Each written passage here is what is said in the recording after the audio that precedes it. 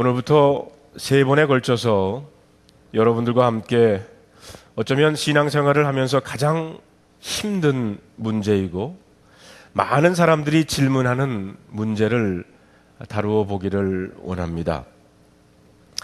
린든 길키라고 하는 신학자가 말하기를 세상에 존재하고 있는 악이 현재 기독교 신앙의 권위에 도전하는 가장 무서운 적이다 라고 하는 말을 했습니다.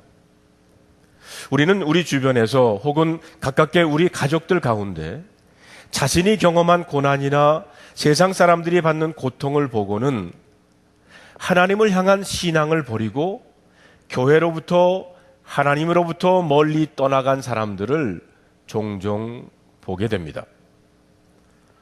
오래전에 제가 살던 동네에 16살 난 한인 여학생이 길을 건너다가 음주 운전을 하는 차에 치여서 그 자리에서 죽고 말았습니다. 이 사건이 일어난 후 하루아침에 외동딸을 잃은 부모는 어떻게 이런 일이 일어납니까 하면서 오열을 터뜨리는 것을 신문을 통해서 보았습니다. 제가 언젠가 만난 한 사람은 고등학교 친구의 갑작스러운 죽음과 자기 가족들에게 일어난 비극적인 사건들, 그리고 자신의 꿈을 이루기 위해서 기도했던 것들이 응답되지 않은 것, 이런 것이 쌓이면서 이제는 더 이상 하나님을 못 믿겠다고 신앙과 교회를 등진 사람을 만난 적이 있습니다. 혹시 이와 비슷한 경험을 하거나 이런 생각을 하고 있는 분들이 이 자리에 계시다면, 그렇다면 오늘 설교는 바로 여러분들을 위한 것입니다. 사실 이런 문제는 예수 믿지 않는 사람들, 저 세상 밖에 있는 사람들에게만 가지고 있는 것은 아닙니다.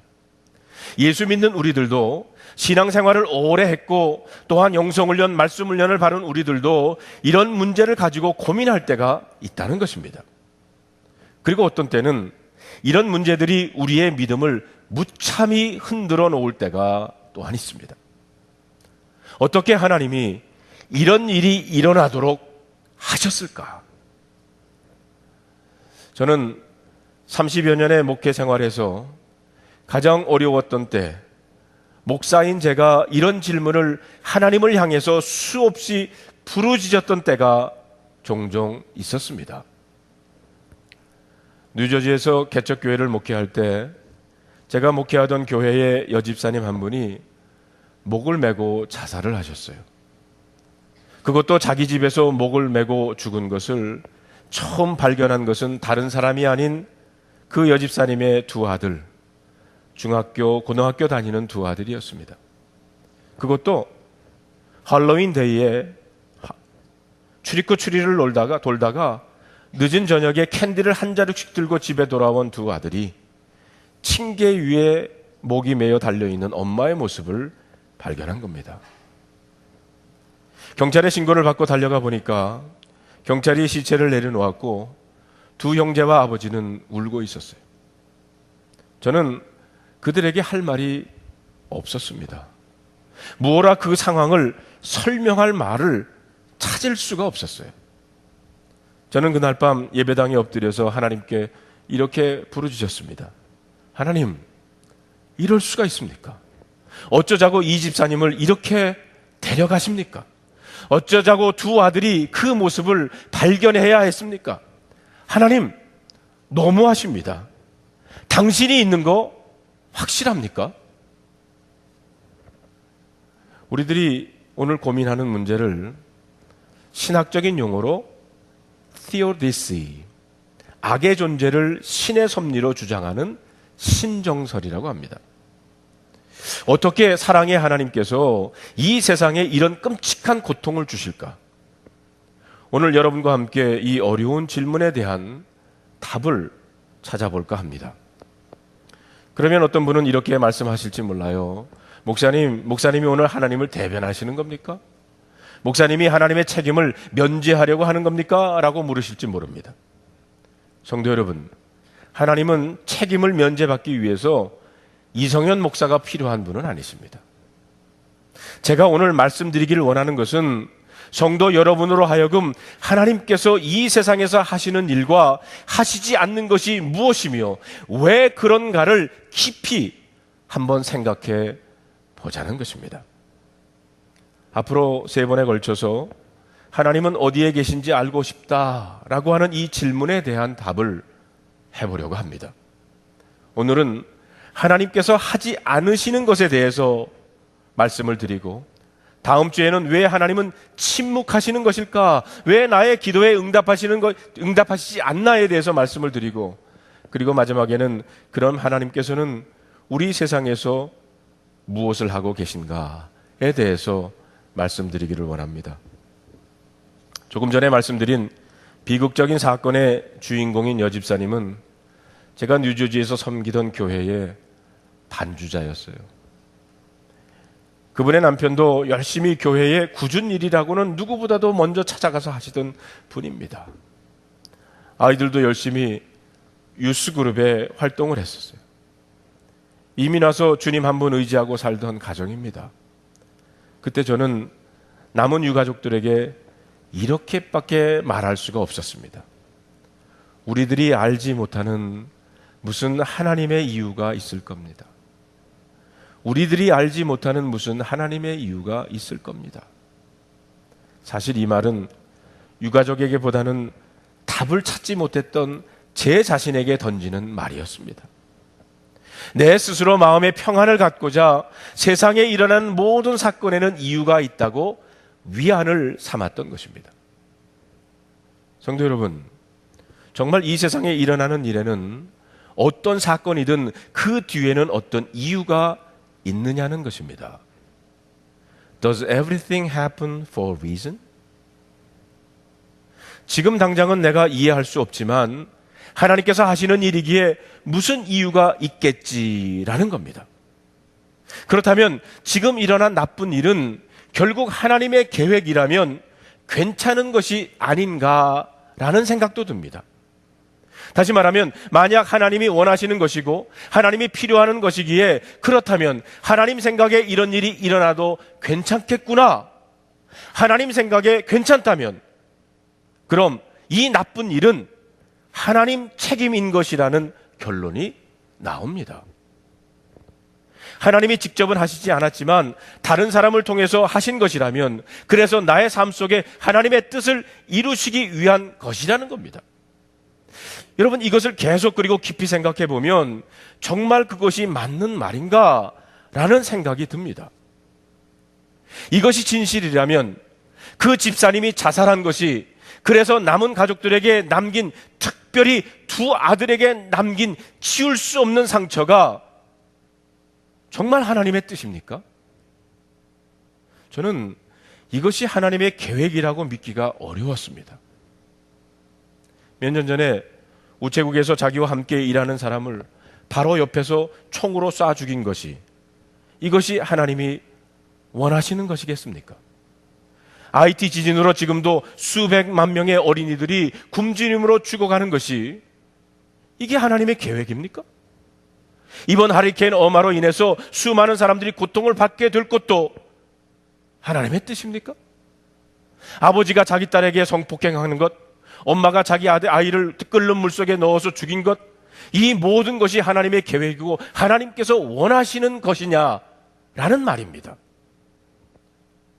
저는 예수 그리스도의 품성에서 이런 하나님을 찾아볼 수가 없습니다. 저는 성경 속에서 나오는 하나님의 모습 속에서 이런 모습을 찾아볼 수가 없어요.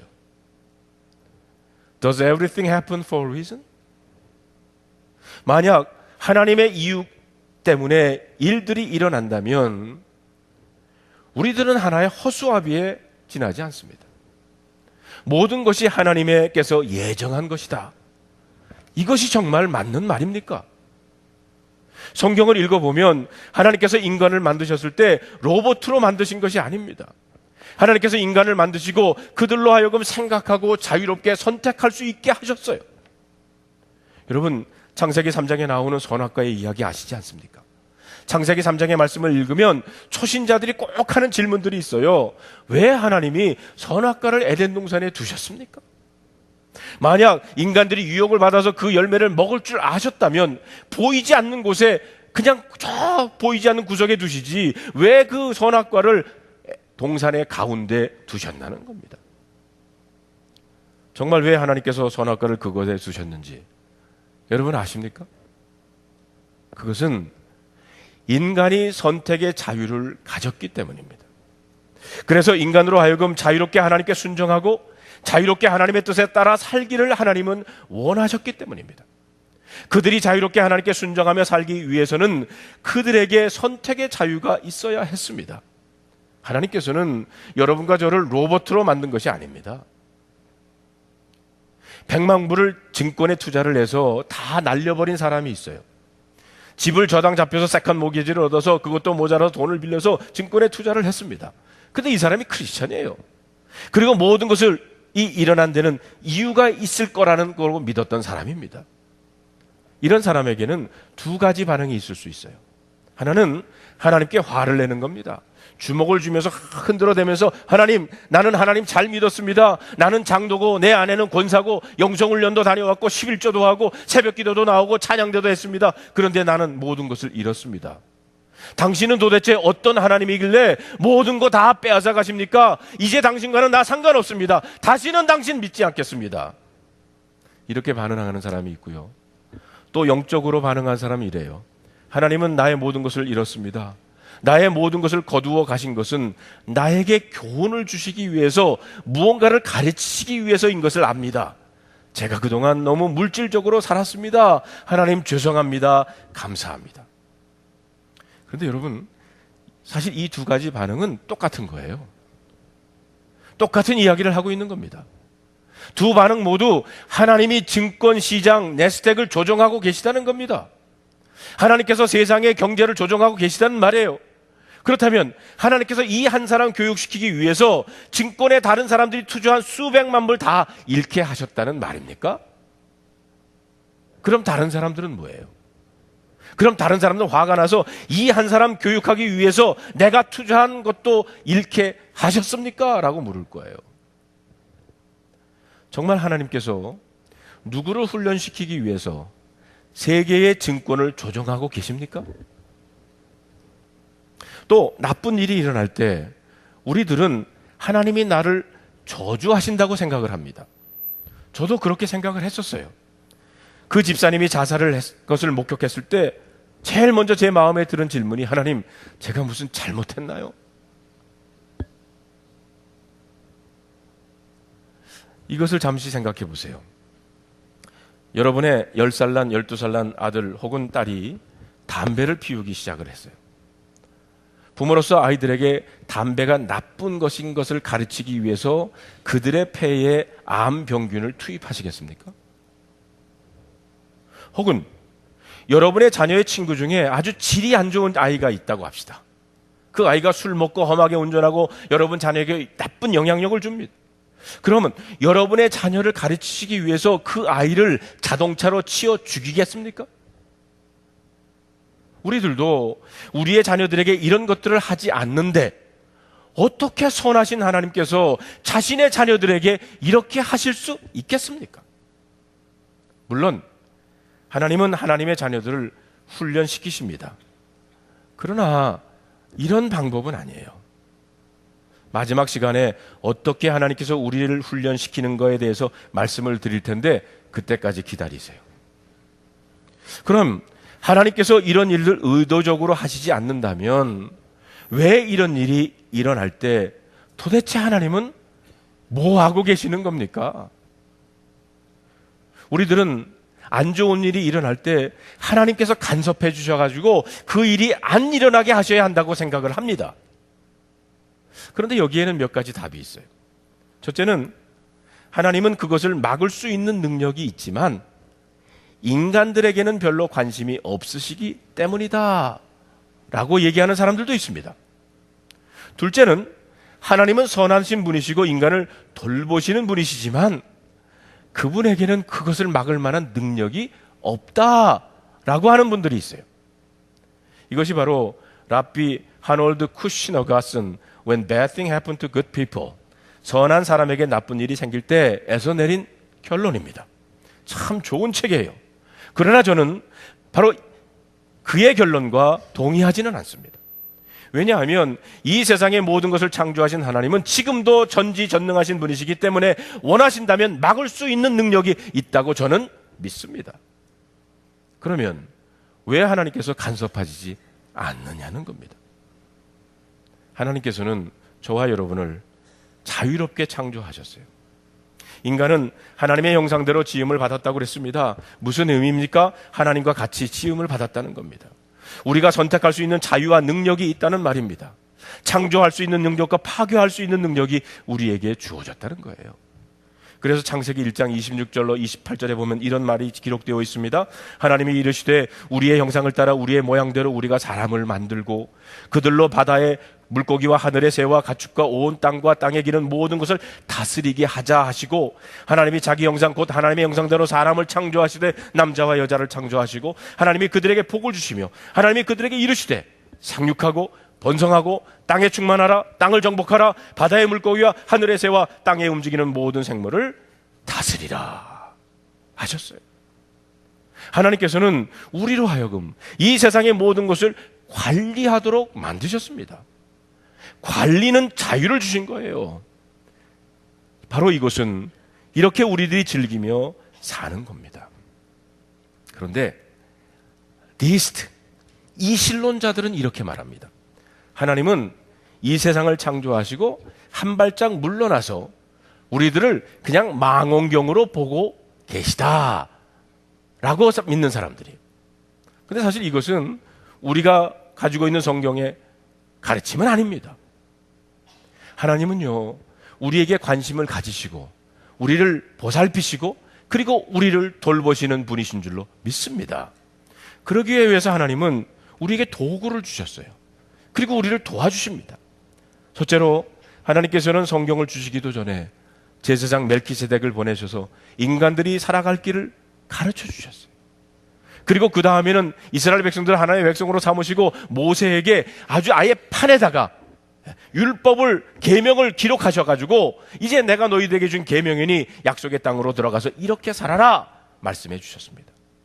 근데 그 백성들이 그 율법을 지키지 않자 하나님은 계속 선지자를 보내십니다. 그 선지자들이 와가지고 외치면서 회개하라, 하나님의 말씀에 순종해야 된다, 이렇게 선지자들로 하여금 외치게 하셨어요. 그래도 백성들이 믿지를 않자 결국에는 하나님께서 그의 외아들 예수 그리스도를 보내십니다. 길이요 진리요 생명 되시는 예수님은 하나님과의 관계, 그리고 인간들과 인간들의 관계를 새롭게 보여주시고 그 관계가 회복될 수 있도록 다리를 놓아 주셨어요. 그리고 그 예수님은 십자가에 돌아가심으로 온 인류를 구원하시고 부활하셔서 승천하시고 지금도 하나님 우편에 앉아 계십니다. 그리고 예수님이 올라가시면서 성령님께서 오셨어요.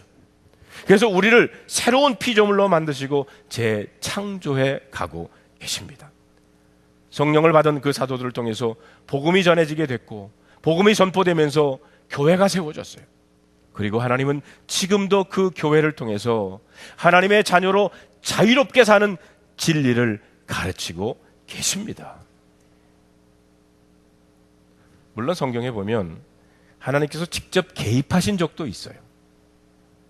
노아의 얘기가 그렇지 않습니까? 창세기 6장부터 8장에 나오는 하나님께서 땅 위에 사람 지으신 것을 한탄하셔서 마음에 근심하셨다고 그랬어요. 사람의 죄악이 세상에 가득함과 그의 마음으로 행하는 모든 계획이 항상 악한 것뿐임을 보시고는 인간들을 지면에서 쓸어버릴 계획을 하셨어요. 하나님께서 본인이 실수했다고 생각을 한 겁니다. 어떻게 하나님께서 실수를 하실 수 있는가 질문하는 분도 있을 겁니다. 하나님께서 자신이 창조하신 인간을 보시면서 후회하셨다는 거예요. 그래서 하나님께서 이대로 두어서는 안 되겠다 생각하고는 선한 사람 노아를 선택하고 다른 사람은 다 없애신 겁니다. 노아로 하여금 다시 인류를 시작하게 하셨어요. 그런데 그 후에는 어떻게 됐습니까? 마찬가지였어요. 성경에 보면 하나님께서 홍수로 인류를 망하게 한 것을 후회하셨다고 그랬어요. 무지개를 보여주시면서 다시는 홍수로 인류를 멸하지 않겠다고도 하셨습니다. 그런데 우리의 역사를 보면 계속해서 하나님은 후회하십니다. 600만 유대인들을 죽음을 보면서 하나님은 다시 울부짖으셨어요. 어떻게 이들이 이럴 수가 있는가? 그러나 그런 과정에서도 하나님께서는 인간의 자유 선택을 몰수하기를 원하지 않으셨습니다. 자, 그러면 예수 믿고 크리스찬이 되면 모든 것이 다 괜찮아집니까? 예수 믿는 사람은 높은 빌딩에 떨어져도 죽지 않습니까? 예수 믿는 사람은 병에 걸리지도 않습니까? 자동차 사고도 안 납니까? 예수 믿는 사람들은 해리케인이 와도 우리 집만 싹 비켜갑니까? 여러분, 성경에 그것을 가르친 적이 없어요. 오히려 성경에 많은 하나님의 사람들이 어려움 속에서 고통을 받습니다. 믿음의 조상했던 아브라함도 그랬고, 이삭도 그랬고, 야곱도 그랬고요. 모세 같은 사람은 40년 동안 광야에서 고생했고요. 요셉 같은 사람은 형제들에게 팔려가지고 노예로 팔려갔습니다. 다윗 같은 사람은 아들 압살롬이 배신을 해가지고 궁에서 쫓겨나는 적도 있었고, 엘리야 같은 사람은 이세벨 왕후에게 쫓겨가지고 하나님 죽여주십시오 이렇게 한탄을 한 적도 있습니다. 그리고 예수님은 수많은 인간들에게 고통을 받으셨어요. 이것이 바로 하나님의 응답이셨습니다. 하나밖에 없는 아들을 보내신 거예요. 우리를 죄에서 구원하셨을 뿐만이 아니라 길이요 진리요 생명이신 것을 보여주셨을 뿐만 아니라 하나님 자신도 고통에서는 제외되지 않았다는 겁니다. 예수님이 겟세마네 동산에서 아버지 이 잔을 내게서 거두어 주시옵소서. 얼마나 하나님께서 그 잔을 거두고 싶으셨겠습니까? 그래 예수야, 내가 너의 쓴 잔을 거두어 주마. 그렇게 하시지 않으셨어요. 그래 내가 십자가에 달려 죽게 하지 않겠다. 그렇게 하시지도 않았습니다. 십자가에 달린 예수가 나의 하나님 나의 아버지 어찌하여 나를 버리십니까? 자기 아들이 죽어가는 것을 보고 있어야만 하는 하나님 아버지의 찢어지는 아픔을 여러분 느낄 수가 있습니까? 하나님의 메시지는 너희들의 잘못 선택한 자유 때문에 나도 고통을 받는다. 하나님의 대답은 너희들의 고통을 내가 다 거두어 주마가 아니라 하나님의 응답은 내가 너희들과 함께 고통을 받겠다. 내가 너희와 함께 있겠다는 겁니다. 우리들의 해답은 오늘 본문 시편을 통해서 얻을 수가 있습니다. 기자는 나의 삶은 재난과 고통으로 가득 찼습니다. 이 사람의 부르짖음은 곧 기도였어요. 그가 할 수 있는 것은 기도밖에 없었어요. 그가 갈 수 있는 곳은 하나님밖에는 없었습니다. 무신론자는 이렇게 말할 수 있어요. 이 세상에 일어난 나쁜 일 때문에 나는 하나님을 믿지 않습니다. 그럼 그런 사람들에게 다시 묻고 싶습니다. 당신이 하나님을 안 믿으니까 세상이 좋아졌습니까? 당신은 하나밖에 없는 소망을 거절한 겁니다. 당신은 예수 그리스도를 통해서 주시는 최후의 승리를 차버린 것을 여러분 당신은 모르십니까? 만약 당신이 하나님을 등진다면 이 세상을 구원할 오직 한 분으로부터 멀어진 겁니다. 앞에서 소개한 신학자인 랜튼 길키는 이렇게 말합니다. 이 세상의 악에게 대응할 수 있는 길은 오직 그리스도 안에 있는 믿음뿐입니다. 이 세상의 악에 대응할 수 있는 길은 오직 그리스도 안에 있는 믿음뿐이라는 거예요. 나중에 제가 뉴저지를 방문했을 때 아내를 잃은 그 남편을 가서 만났어요. 집사님 어떠세요? 라고 물었더니 이분이 이렇게 대답을 했습니다. 목사님, 제가 믿고 의지할 수 있는 것은 하나님밖에 없습니다. 하나님이 계시다는 것을 믿기 때문에 제가 정신병원에 있지 않고 이렇게 오늘도 열심히 살고 있습니다. 내가 혼자가 아니라는 것 말입니다. 제게는 이것밖에는 하나님밖에는 없습니다. 사랑하는 성도 여러분, 성경에 보면 반복되는 말이 있어요. 내가 물 가운데 불 가운데 지날 것이다. 그러나 두려워하지 말아라. 내가 너와 함께 하리라. 내가 너와 함께 하리라. 이것이 여러분을 향한 하나님의 약속입니다. 그리고 우리는 그 하나님께 부르짖을 수밖에는 없습니다. 이 시간 우리 다 같이 눈을 감고 내가 너와 함께하리라 두려워하지 말라, 이 약속의 말씀을 마음에 품으시기를 바랍니다. 여러분 가운데 오늘 말씀을 듣기 전보다 더 헷갈리고 혼돈되는 분들도 있을 겁니다. 모든 것이 이유가 있어서 일어났다고 생각했는데 어떻게 된 것인가 라고 의아해하는 분도 있을 겁니다. 혹은 여러분 가운데 하나님을 믿지 않고 멀리 있던 분이 처음으로 이해가 되고 여러분에게 고통을 준 것이 하나님이 아니구나 라는 것을 깨달은 분도 있을 겁니다. 여러분의 삶 속에 일어난 그 비극적인 사건이 하나님이 하신 것이 아니라 하나님은 아직도 우리의 소망이고 해답이고 치유자이십니다. 성도 여러분, 혼돈이 되었든지 이해가 되었든지 오늘 다시 하나님을 여러분의 삶 속에 모시기를 바랍니다. 오늘 시편의 기자처럼 하나님을 신뢰하시고 그리고 하나님의 은총과 사랑을 받으시는 여러분들이 되시기를 주님의 이름으로 축원합니다.